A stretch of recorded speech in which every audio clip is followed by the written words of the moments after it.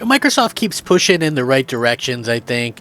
Clearly, they need to kind of come out with a good reason why people should buy Xbox a little bit more. The good news is they've been kind of rectifying some of this situation by having the console on sale for $350. I think it's been on sale quite a bit for $350. And people might go, oh, well, that's desperate or whatever. Listen, Sony put the PS5 on sale for $350 at various times leading up to the holidays as well.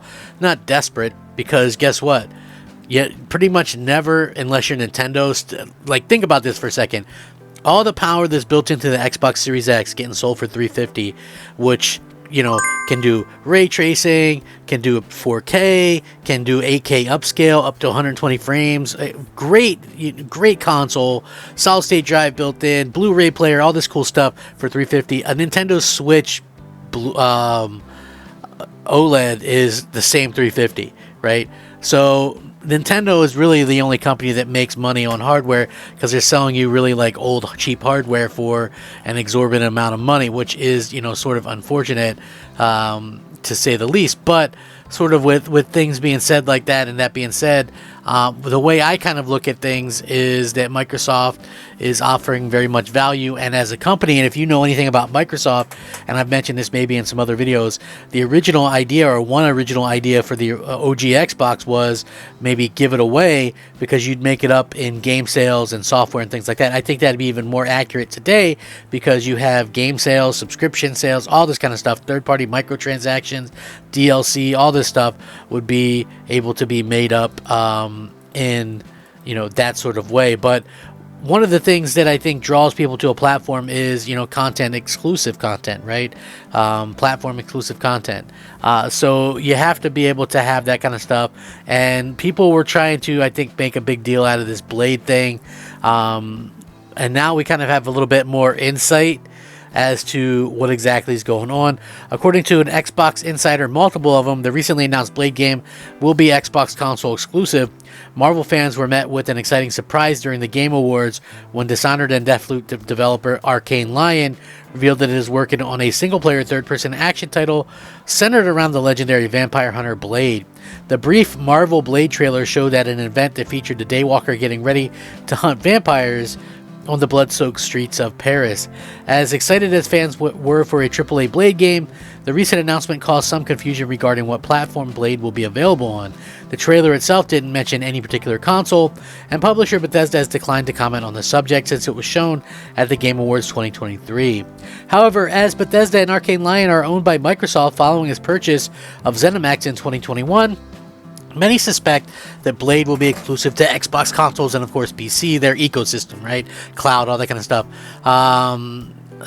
Special Nick recently offered his own take on platform confusion in response to an article from fellow gaming journalist Paul Tassi.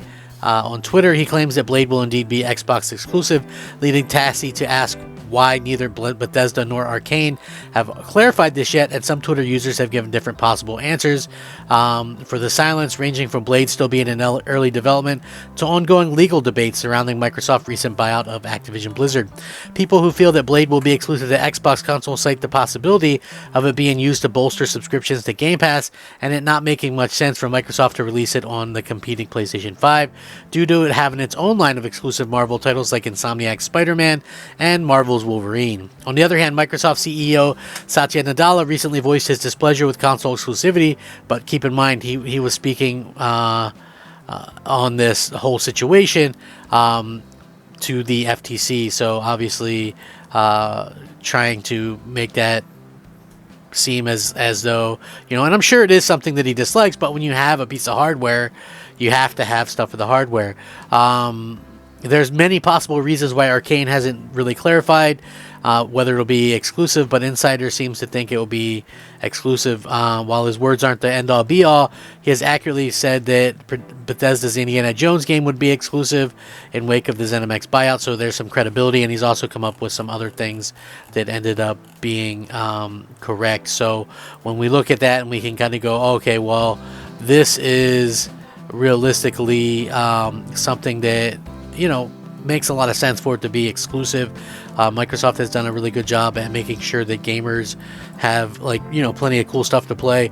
But I also think one of the important things for Microsoft is, they have to kind of end this nonsense where there's this guessing game. Like, I mean, I get it a little bit. I personally, and I've mentioned this before, think that it has to do with the situation with Activision and the FTC still trying to kind of end that. But at the same time, it's like, and somebody might go, oh, well, wouldn't all this stuff be out in there and they'd have information? Microsoft could easily just play it off as a situation where with this game, they were going to, do a quote-unquote case-by-case basis. I think that makes a lot of sense if that were something that they actually wanted to do.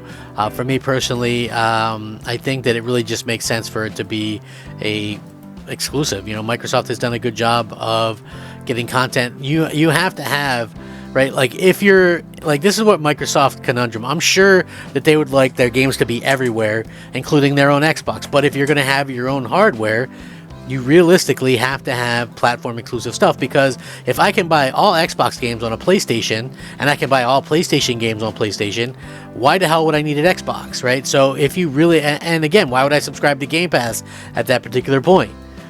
So they would lose, someone like me who buys a ton of games, has Game Pass paid up through years, and, buys their hardware day one every single time. So again, and I wouldn't be the only one. There might be some that would stick around, but what would be the point when you get so much more out of a competing platform that has both sets of exclusives? So that's why I think, look, Microsoft has to be very clear and concise.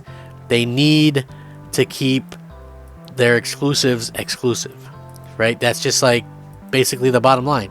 You have to keep your exclusives exclusives, and that's exactly what I think, we're going to start to see in this situation. So, Microsoft, I think, again, you could be in a weird situation where,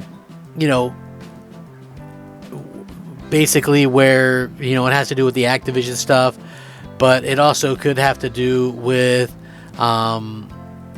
they don't know which console it's going to be out on, like in terms of the Xboxes, right? If they're just now starting on this game in the end of 2023 and you take 5 years, that probably takes you into the next gen kind of situation, so yeah, that could be something that,